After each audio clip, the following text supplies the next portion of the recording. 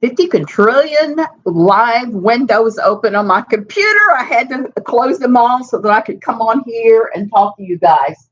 Ooh, gotta grab my drink. Oh, what a true crime spree bizarreness this time has turned out to be. What do I mean? Well, this morning I saw a news article that said that Derek Chauvin has been stabbed in prison. I am not a fan of Chauvins. I mean, not Derek Chauvin trial damn near ruined a friendship. A close friend of mine whose husband was initially supposed to testify for Chauvin ended up not testifying. It ended up wrecking her life pretty much. So that is something that happened. And while I'm thinking about true crime, I'm thinking about so I'm down at the bottom of my laundry stacks. That's why I'm looking very much not myself today. I have on my Costa Rica Pura Vida t-shirt that I cut the neck a little too far, and my new necklace and something that totally doesn't match. A turquoise skirt. Look how it changes the color with a hole in it. So we're down at the bottom. I want to talk today a little bit about true crime, and that is why I brought up Chauvin, because there has been some not so nice stuff that has come out. This particular thing just freaks me out because my other computer, what you see in the camera is what you see. This one, it's flipped, and it throws me off. Speaking of throwing somebody off, so what do I want to talk about? True crime. I want to talk about responsibility and irresponsibility in reporting true crime. Why do I want to talk about this? Because this is something I have encountered here many times on YouTube. I've encountered people who don't know what the hell they're talking about, start talking about stuff. And there is no greater explanation of that than what occurred the other day. Okay. So I'm sure a lot of you have seen Nikki's live stream where she had like a whole pile of creators talking. Something bizarre happened there, which led her to look even closer at the participant that flipped out and some of the live streams she had done, well, the videos she'd done about true crime. So I have to talk a little bit about this because true crime, I'm sorry, it's driving me crazy. True crime is it's a problematic thing to be covering. And before I start on that, let me talk about the other bizarre news. Besides Ski Mask Andy getting arrested on Wednesday, the day before Thanksgiving, Michelle Goes Live was arrested DUI. You know Michelle, the one that has been doing this with beer. This is not beer. This was, I believe, cherry soda in this. Diet cherry soda. That's the hardest thing I drink. So Michelle was arrested for DUI 2 days after she completely totaled her Jeep. She was busted DUI in a rental. I'm hearing that the police impounded the rental and she will not get it back. This is at least her fourth arrest for DUI, according to everything I've seen. You know, everybody's saying, well, she will get her license back. Here's what I'm hoping. This woman will not stop. This woman will keep on keeping on until she is stopped. So I'm hoping when this goes to court that she doesn't get out. At least not for a while. She needs to be someplace where she can dry out and get therapy. Whether that is rehab or jail, at this point, I don't care. I just don't want to see her out there guzzling beer while driving and live streaming during it. That I could not believe that YouTube would not bust her for that. You know, we try to use euphemisms for everything under the sun on these channels. And that makes it hard when you start discussing true crime, which is part of what I want to talk about. It's hard to discuss Josh Duggar's CSA or CP and use these euphemisms because what was done was so dirty, evil, and vile that a euphemism doesn't really express the full horror of what has happened. So for me, I think that that is just something utterly ridiculous that I don't like about YouTube. There is a great deal of difference between carrying on about something with obscene words and talking about something that has happened to someone else as you're reporting on true crime or whatever. And one of the things that happened with Nikki's live stream the other night with Tabitha Jane, besides the fact that she shouted down Steve McRae, besides that, and besides the fact that she said everybody was out to get her, and I can tell you, I am not out to get her. I commented here on her identifying the wrong person as without a box of Kleenex and a DUI. If you're going to report on this crap, you need to be citing either responsible news sources or you need to see the documents yourself, because this is one of those things that's just downright evil. If you start identifying the wrong people, and let's face it, we've all made mistakes. God knows I've made mistakes. God knows that these are just my opinions. But like I say, every time I introduce myself, and Suzanne Titkemeyer used to write for Pathos for 10 years, a column called No Longer Quivering about the quiverful evangelical movement. Let me tell you, while I am not a trained journalist in the regards of a traditional trained journalist, I do have journalism ethics, things that I've gone through. There's a best practices manual anywhere I've ever written for. I shudder to refer to myself as a journalist because I'm not really. What I am is I am a reporter of these bizarre, non-denominational, high-demand religious organizations and the damage they do. I've lived through it. I have talked about it. I understand it. So while I won't call myself a journalist, I will call myself a reporter of these things.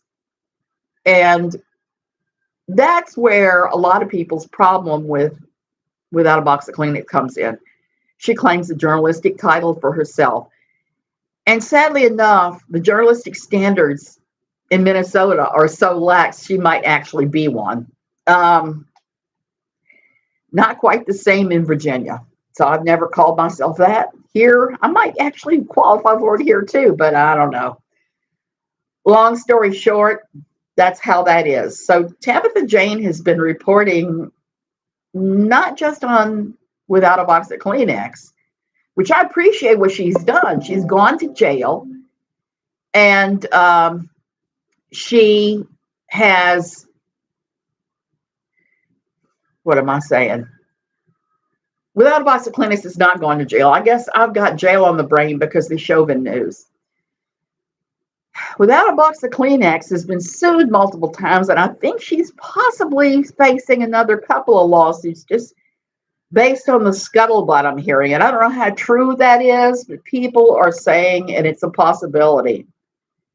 You have to look at the possibilities, whether they're there or not. So I appreciate what Tabitha Jane has done about going to the court and watching what's going on in the 7M Without a Box of Kleenex trial.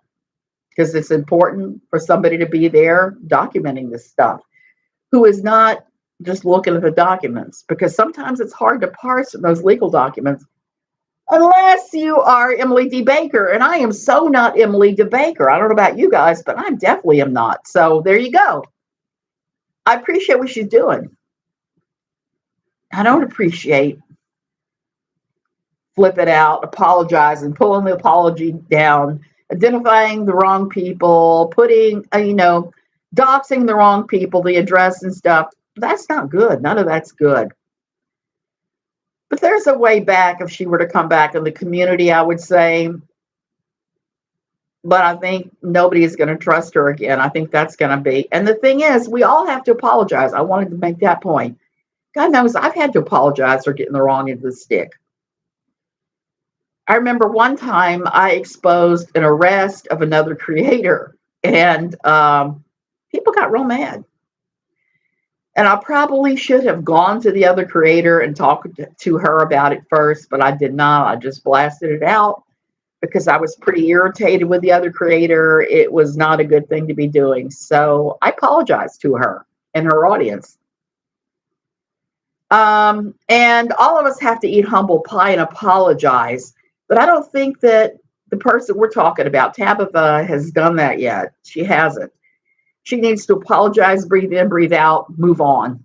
Just not do any more of that.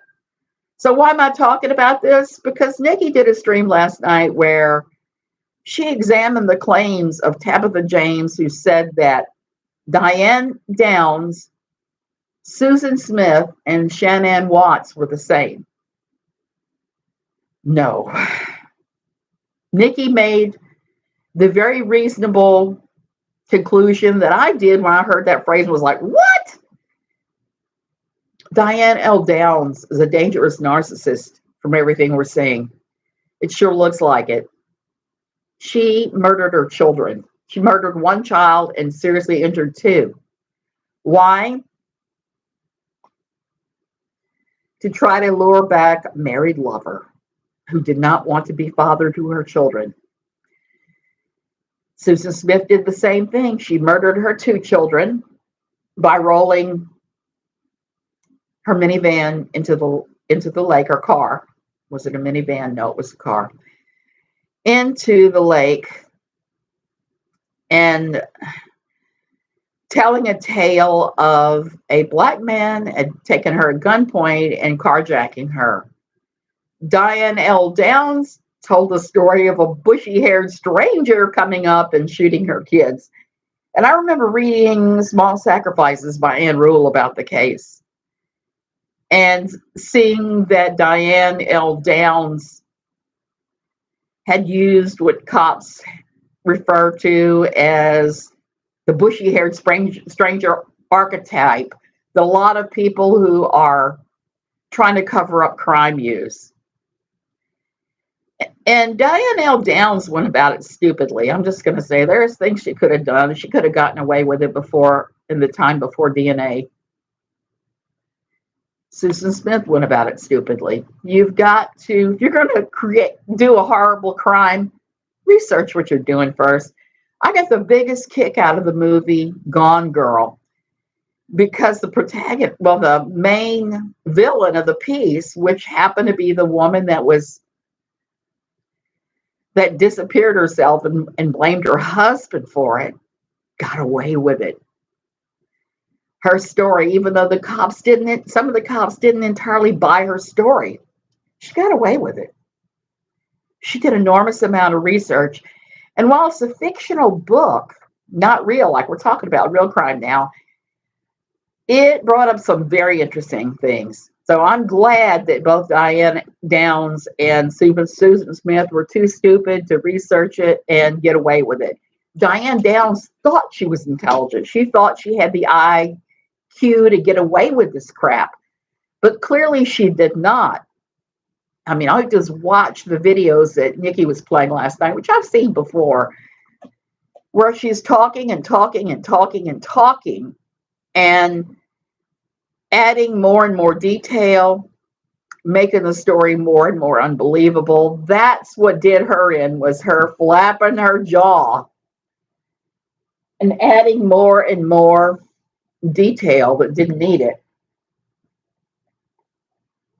When you start adding those details and the cops can track, but you don't know what the hell you're talking about, it just makes the job a whole lot easier. Can you tell I'm a writer? I think about these stupid things. So Shannan Watts, Tabitha Jane, ones at Shannan Watts is exactly the same as Diane Downs and Susan Smith. No, she's not. Shannan Watts is a victim. Her husband confessed. Chris Watts confessed to killing her and killing the other two children, her two children, his two children, their two children. And she was pregnant with a third child. And why did he do it? The same reason that Diane Downs and Susan Smith did, because he was involved with someone else and wanted a do-over, wanted another life, a do-over. So he did the sociopath thing that the two of them apparently were also sociopaths and did, which is snuff out your own children. That's heinous. That is the only thing that those cases have in common. One partner wanting a do-over and kills all the children. That's the only thing. Shannan was a victim, and there is a huge difference there. So now I got to move to the other part, which is, how do we cover true crime? What does that look like? Is there a kind of true crime coverage that is irresponsible? I'm going to say yes. Why? Because of my own experiences with NLQ.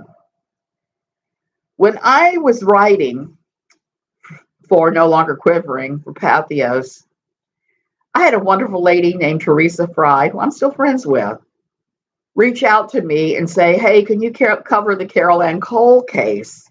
Now, I had just briefly mentioned it 2 or 3 times at No Longer Quivering because my friend Bruce Gerenzer had talked about it on his blog, and he would write for No Longer Quivering every now and then. So I had some small familiarity with the case, but I wasn't really looking at it hard. After Teresa started sending me document after document after document, I ended up with a full file box full of documents between what she sent me and what I pulled off the state of Louisiana archives and printed off. And I started looking into this, and I did a 20-plus part series on this murder that had taken place 40 years ago now, 40 plus years ago now. And I think it took place in 1980. Don't quote me on that, 80, 81. It was right around then. And the more I looked, the more questions I came up with. One of the things that I ended up doing besides writing this long series of articles for NLQ is I eventually did write a book on this.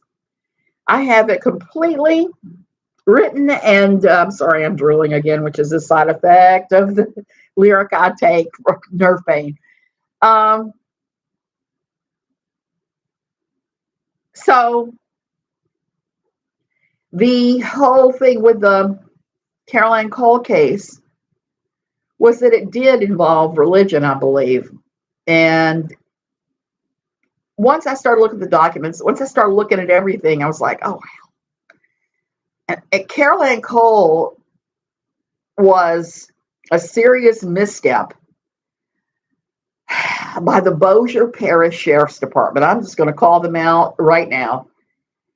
I didn't publish because I was asked not to by a member of her family, because the Bossier Parish Sheriff's Department told her that the more I talked about this on No Longer Quivering, and if I wrote a book about it, I was going to keep the case from being solved.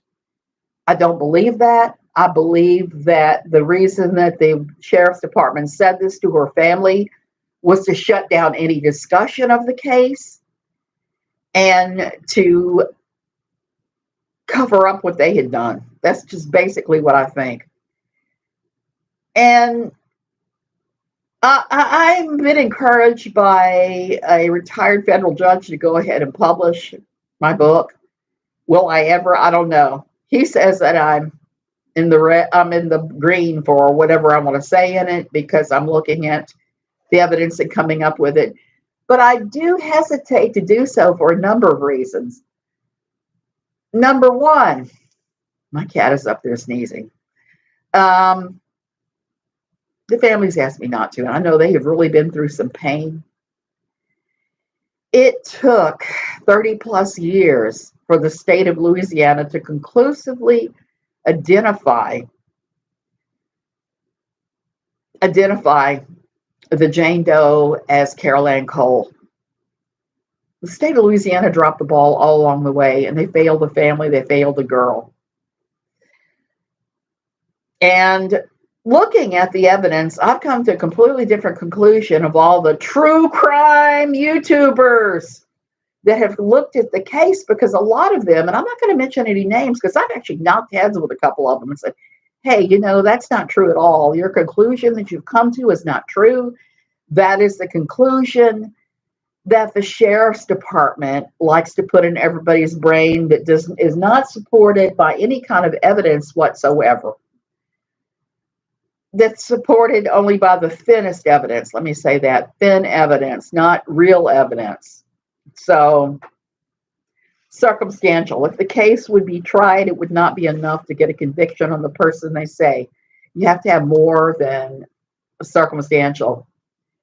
I'm afraid the case will never be solved unless someone comes forward and confesses. Let me just go very briefly through this, and then at the end, I'll tell you what the other people came up with and what I concluded. Carol Ann Cole was a teenager like many back in the 1980s, okay? 1970s, I'm sorry. I kept thinking 80s because she died in the 80s. She was the child of divorce. Her parents divorced, and she lived with her grandmother most of the time, sometimes with her father a little bit, her grandmother mostly.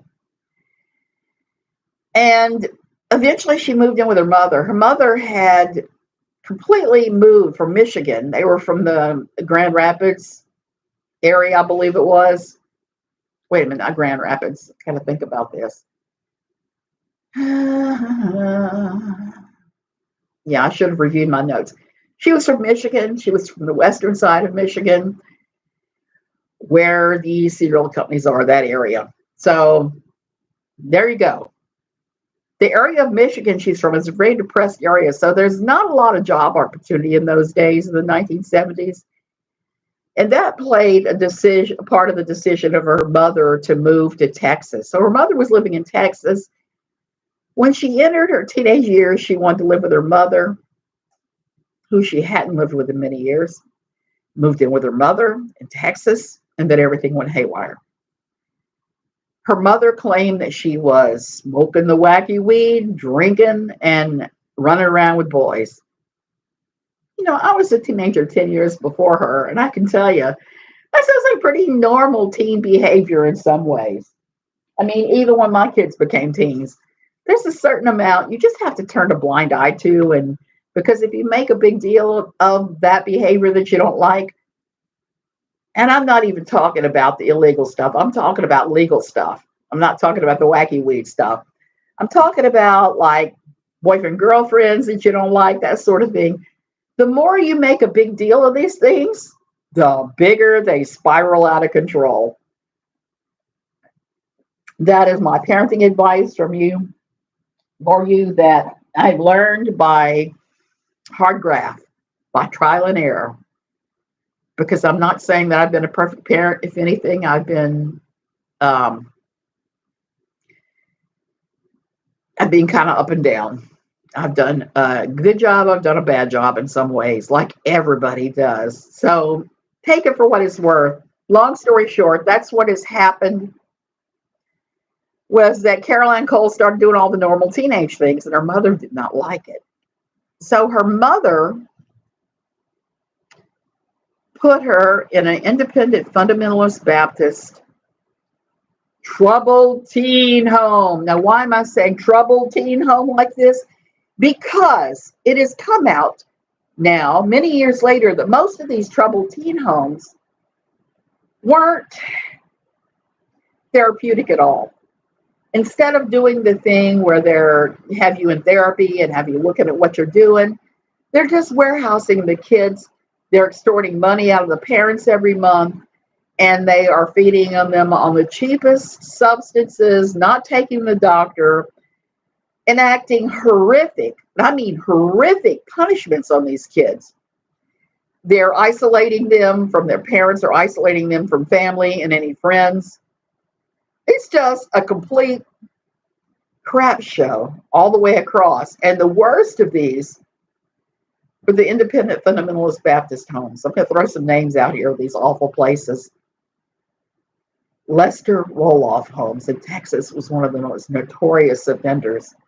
There's even allegations of teenage girls giving birth and their babies being sold at some of these places, including Roloff Homes, has been alleged. So Roloff was famous in Texas for his. There was New Bethany in Louisiana. There were a whole pile of these places in many different states. And because they were religious, they were not subject to the same inspections, the same rules, the same laws that places that were legitimate treatment centers for teenagers were. Not all residential children's treatment facilities are this way, just the very religious ones are, because they were not obligated. They're not obligated to even comply with simple things like state fire marshal law.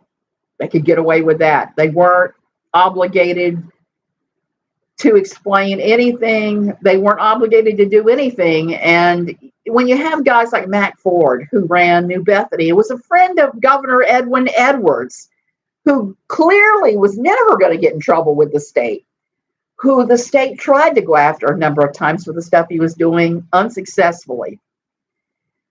So you have poor Carol Ann ending up in one of these religious treatment homes. Now, I have looked for my book and my series of articles. She started out in one and was moved from place to place to place. There's a pile of reasons why you might get moved. Everything from your parents' insurance, losing the insurance, or the insurance not paying for a place and you have to get transferred somewhere that will take it, all the way through diagnosis of the child has changed, where the child is not well served by the place they're in. There's just a million different reasons that they can go from one place to another. So she got moved from one place to another. And at some point, her entire family lost track of where she was. No one knows for sure if she ended up in Roloff Homes. Nobody. But there were some people with the Texas Department of Family and Children's Services that were funneling girls to these religious homes. So there's very likely she may have. And some of the places that she were sort of kind of religious related. She was at a place in Texas that was run by the Salvation Army at one point. That I can confirm. So she was at these different places. Somehow she ended up in Shreveport, Louisiana, the Bossier City area. Now, if you don't know Shreveport and you don't know Bossier City, it's an area where the main north-south, east-west interstates come together. It is rumored to have been a major point on the sex trafficking of girls, okay? Because of this, because of truckers. And I want to say this about truckers. Most truckers are kind, decent people. But at the same time, I just wish to point out that the FBI had a group at one time, I don't know if they still do, that all they did was track truckers that were serial killers. The FBI had this. So that ought to tell you something right there. Back in the 70s, before, and the 80s, before DNA evidence and all of that, they were looking and trying to track these guys. So somehow Carol Ann ended up in that area. And before Christmas, she called her grandmother and her sister and said she was working as a nanny, taking care of children for this guy, and babysitter, because nobody said nanny in those days unless you were from some high class, not working folks people. And that was the last they heard of her. Last they heard from her. And they tried calling law enforcement in the Shreveport area to report her missing from there and to ask if there were any Jane Does or girls in the hospital with no memory, and were kind of brushed off. Long story short, they found Carol Ann Cole on a logging road in Bossier Parish. Okay, they found her body. She was wearing items of clothing that were very similar to what the girls at New Bethany Home for Girls wore. Not t-shirts, tennis shoes with markings. She was wearing a belt with a distinctive buckle that people had seen someone at New Bethany wearing, one of the people who was working there. So they found her body, and it had been out in the wilderness for too long. There was not a whole lot they could extract that told them much of anything about the way she died beyond the fact that she'd been stabbed to death. What is the name again? Carol Ann Cole. Carol, Carol, Ann Cole, Cole. A very normal name. So they didn't get much from the body. Yep, they didn't get much from her. So Bossier couldn't even identify her. And like I said, to be fair, there was no such thing as DNA in those days. And the family up in Michigan was looking for her. Her mother in Texas was not bothering to look for her, even though she clearly disappeared. And the body had been found with what seemed like she might have been in New Bethany. So it took 30 plus years for there to be an identification based on a lot of different things. And only because the LSU facial labs reconstructed what she must have looked like in real life before the murder. And they posted it on Facebook. And the Bossier Parish Sheriff's Department, I will give them props for this, they started a Facebook page for this Jane Doe. And eventually, they put it together that this was Carol Ann Cole. They identified it. In the meantime, all the physical evidence that had been collected at this crime scene, her clothing, everything else, burned in a fire that burned up all the evidence in this area. And every time people started looking at New Bethany and Mac Ford, and New Bethany was closed because Mac Ford would not cooperate with the state of Louisiana. Now, as long as Governor Edwin Edwards was on the throne of Louisiana, and I'm a Louisianian native, and you know what they say in Louisiana, the best politicians money can buy. So there's a lot of truth to that. Mac Ford is rumored to have held a lot of oil and gas leases that had been bestowed upon him by his good friend, Fast Eddie, as we used to call him in Baton Rouge. And he also had been protected against prosecution and rules and all this stuff many times by his friend Edwin Edwards. So there you have this guy acting like this was his own little fiefdom and doing what he wanted while abusing children. He had a boys' home, Longstreet. He had New Bethany for girls. And oh Lord, the money rolled in. And the poor children were being abused. If you ever have a chance to look at James Swift's book or testimony about his time in Longstreet, it's heartbreaking. He has gone on a number of television shows and discussed what was done to him because it was disgusting and horrible what happened to him at Longstreet. He suffered some of the worst abuse imaginable at the hands of the Independent Fundamentalist Baptists, not the new Independent Fundamentalist Baptists. So they did horrible stuff to him. Voice is going. And there are so many testimonies that they had horrible stuff. People like Teresa Fry who had been there claimed that Carol Ann Cole was there. They also have described deaths of people that just disappeared from there, the selling of babies, the selling of newborn babies, the total control that I'm going to call them prison guards and inmates, because that's basically what this was.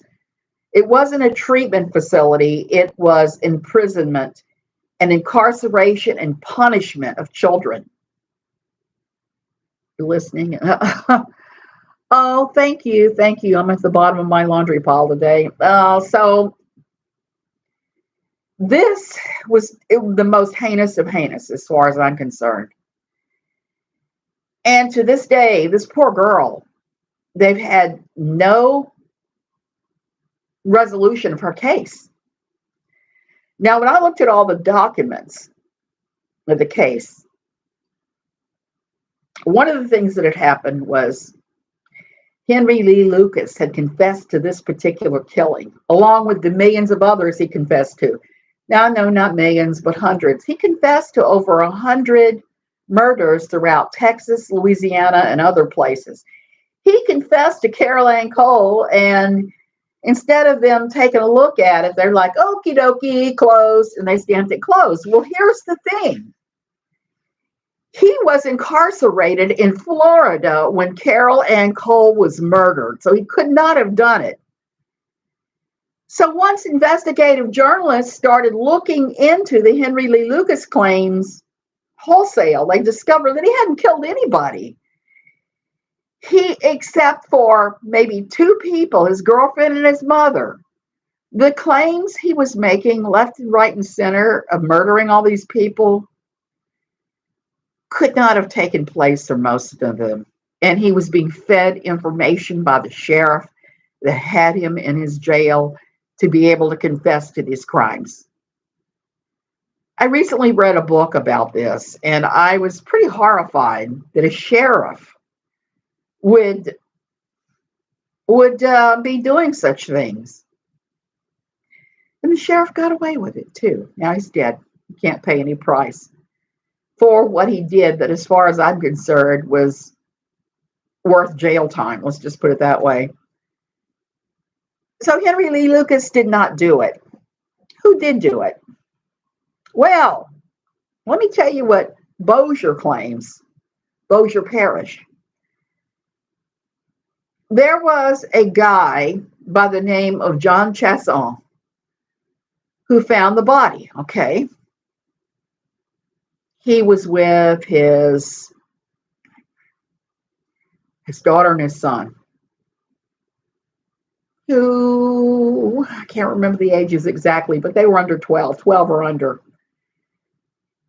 He was the one who had brought Carol Ann to his house to do some babysitting of his kids. His daughter, his grown daughter, claims that she thinks her father killed Carol Ann Cole. Okay, that's okay. She can claim that. But she was a child when this occurred, and not every child is a credible witness. I'm just going to throw that out. Some are, some aren't. I've seen her talk about it, and I just get the feeling, and I can't prove it, that she may be extrapolating. Her father went to jail for murdering someone else, the mother of, I believe it was a girlfriend, and he stabbed her to death. But it wasn't the same kind of murder they're saying that Carol Ann Cole's was. Carol Ann Cole was stabbed multiple times. This woman was stabbed only once or twice, I think.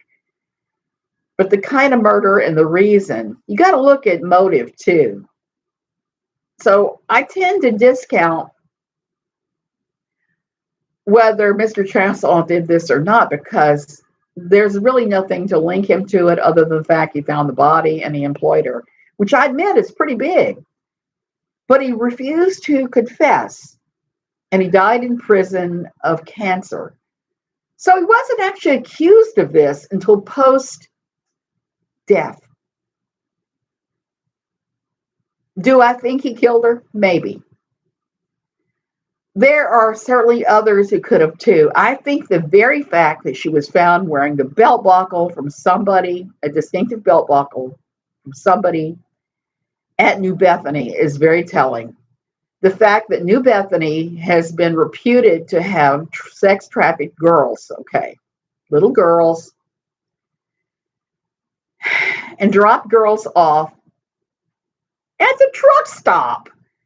And Bossier Parish deputies, when they would pick up runaways, would take them to truck stops or back to New Bethany, but mostly to truck stops. And I don't know why they would do that unless there was trafficking going on through the truck stops with the truckers. I mean, that could well have happened.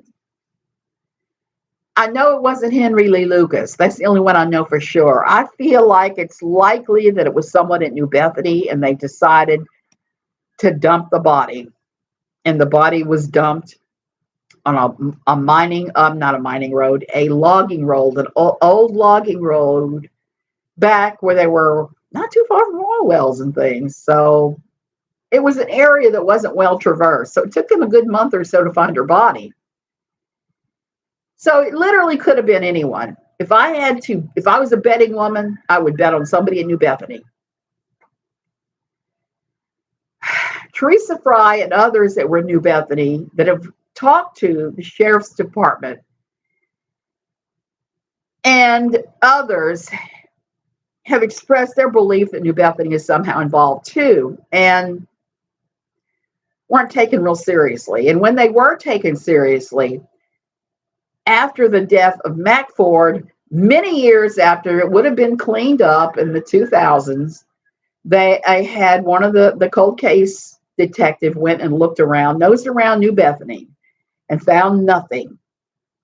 But she also had a link to somebody linked to New Bethany too, the lady who was the cold case detective. So I feel like she probably discounted the fact of New Bethany because she was linked.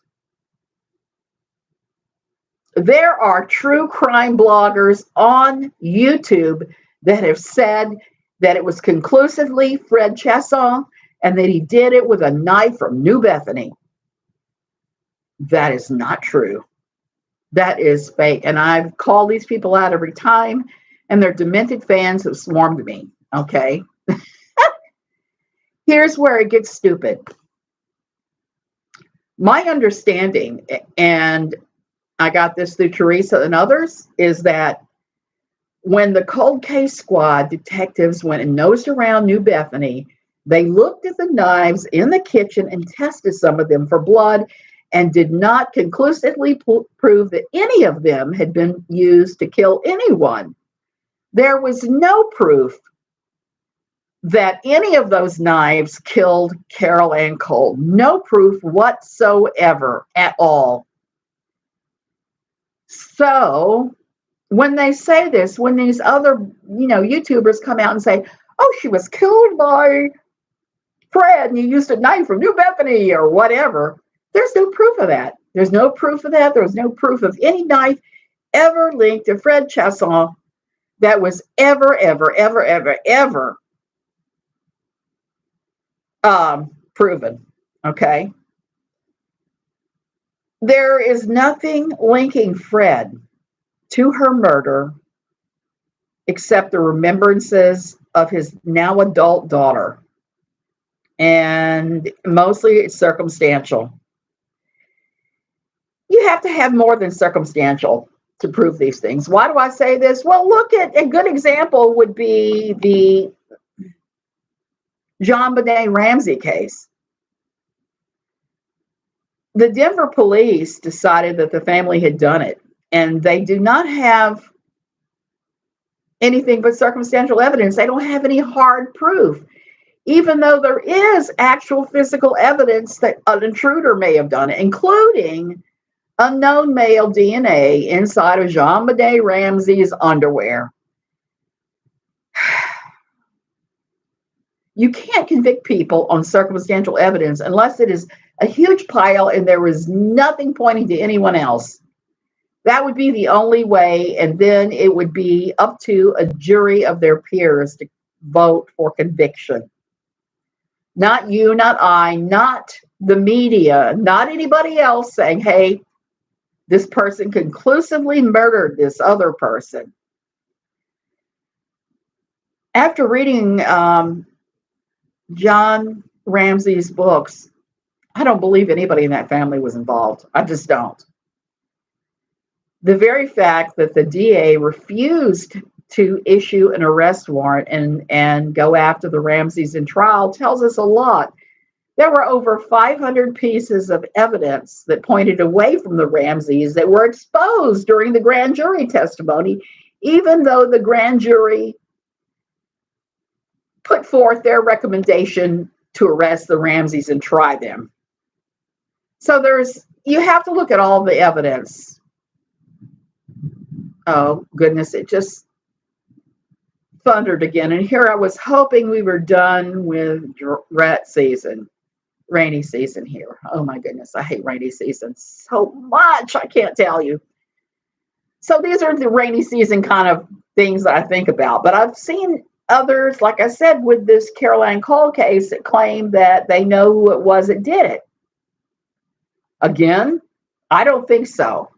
And I have a couple of personal stories from that area, from that time, that lead me to believe that. Back in the late 70s, early 80s, I was a young woman, footloose and fancy-free, and I was also in a band. We used to routinely play places like Shreveport, Sportsman's Paradise in Coushatta, Louisiana, which is up there, Monroe. And I remember one time driving up that interstate from Alexandria to Shreveport and getting run off the road by an 18-wheeler and stopping my poor little car. I was by myself, and I was a college student. I was a young, dumb woman. Pulled off. The trucker pulled in behind me and got out of his truck and started walking towards me. Somebody else who witnessed this pulled over behind him and started running up. And once the trucker saw somebody was about to confront him, he jumped in his truck and drove away. And the guy asked me if I was okay. When I started looking, extrapolating out in Shreveport, Bossier area for that time frame, when I started doing research about murder patterns in that area, I discovered there were a large pattern of women that disappeared and were found dead later in various places, and sometimes not found at all, that nobody knows for sure what happened. Some of them had been seen by the side of the interstate with truckers. So there's this pattern of women that just up and disappeared from this area that may have been trafficked, and a whole bunch of others that were killed. I believe there was at least one serial killer, maybe more, work in that area. You remember I said earlier that it was a major north-south, east-west interstate crossroads. Wherever you have these major crossroads, there seems to be a cluster of these guys working, from everything I've seen, from just going back and reading disappearances in different locations. In Shreveport, there was a pattern. I think that Shreveport and Bossier were not coordinating, and they missed it.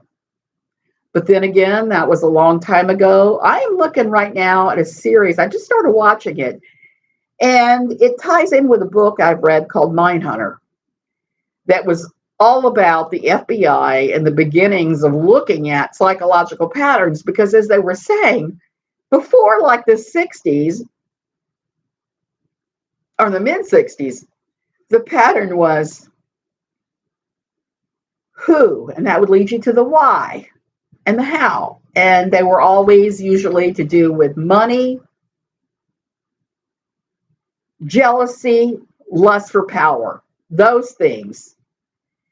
In the mid-60s, things changed. And they started having to look at people like Son of Sam, Manson family. You started having these guys that were killing for reasons completely off the charts that the FBI had never considered before.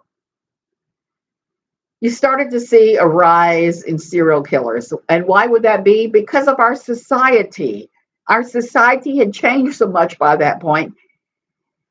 And I can tell you from the 60s, the late 60s on, it felt very unsafe to be an American. As a child, I remember every evening my parents watching the news over dinner, and it would be coverage of Vietnam War. We had never seen war coverage before like that. So there were riots, there were war coverage, there was violence, there was all these things happening that just made you feel very unsafe. So I think that as the national psyche shifted and everything felt so unstable and violent, it would cause the rise of more violent people who normally would keep their lid on their crazy. More of them started popping up. And unfortunately, Caroline Cole happened during one of those periods of instability, great instability. If there was one thing that I really appreciated about the late 80s is things calmed down somewhat, and we had a period of calm right up until 9/11. And I remember thinking after 9/11 that was one of the awful things about it, is that we suddenly felt unsafe again. It was a nation of an unsafe origin and unsafe behavior and everything. So that's it. That's my rant about these kinds of murders and about the irresponsibility of other YouTubers making these claims of Diane Downs is the same as Shannan Watts. Shannan was a victim. Diane Downs was a predator. There's a huge difference between a predator and a victim. There's a huge, huge difference. And some of these things are never solved. At least for Shannan, it happened at a time where there are more and more tools available to law enforcement. So they were able to convict her husband. And I'm glad of that, because that was a particularly heinous crime. It was such a heinous crime that I cannot even wrap my mind around anybody claiming that Shannan brought it on herself. I just can't. There is always an option.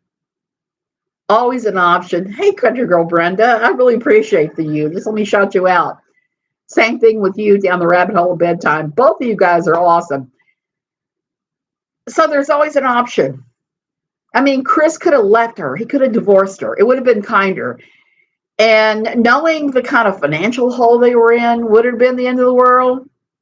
No, it would have been deeply unpleasant, and it would have meant both of them would have had to abandon their lifestyles and live within their means, which is no fun at all. I can tell you that as having been a single mother back in the late 70s, early 80s especially.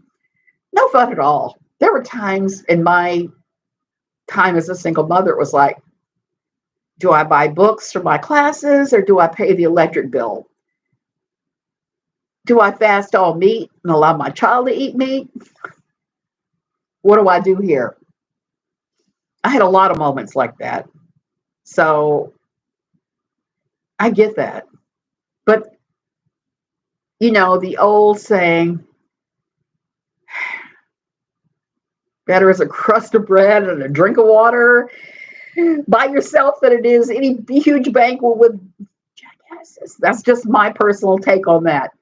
It just is. And I will say, even though it was financially a terrible time, they do make you stronger, Brenda. They do. Even though that was a terrible time in my life, it was a peaceful, terrible time. I had peace, quiet, and comfort. May not have been much comfort, but I was not at the beck and call of anybody who was going to do anything to me that made me uncomfortable. It was a very peaceful time when I look back at those moments. And it did make me stronger. It made me know what I need to know to do. So there it is. So those of you who've been following my various and sundry news about my husband and his various and sundry things, it is the big C. But it's the kind of big C that is easy to treat. He goes into treatment in January. We don't know what kind yet. They're looking at more testing and trying to figure out radiation versus surgery. but it's not the kind that takes their life. It's the kind that's super slow growing. So we're happy with this news compared to what it could be. And everything else and all of this drama we've gone through with this church, I don't really care. They're going to have to be crazy to catch my eye while all this is going on with my husband. And that is one thing, watching all of this Tabitha drama. It's like, do you understand what is important in life? It really is. Other things are more important than whether or not you get corrected because you've done something wrong or somebody gives you pushback. We all get pushback. You think I haven't gotten pushback? Do you think I haven't been corrected when I've done wrong things? Oh, heck yeah. My hair is driving me crazy today. I've been corrected.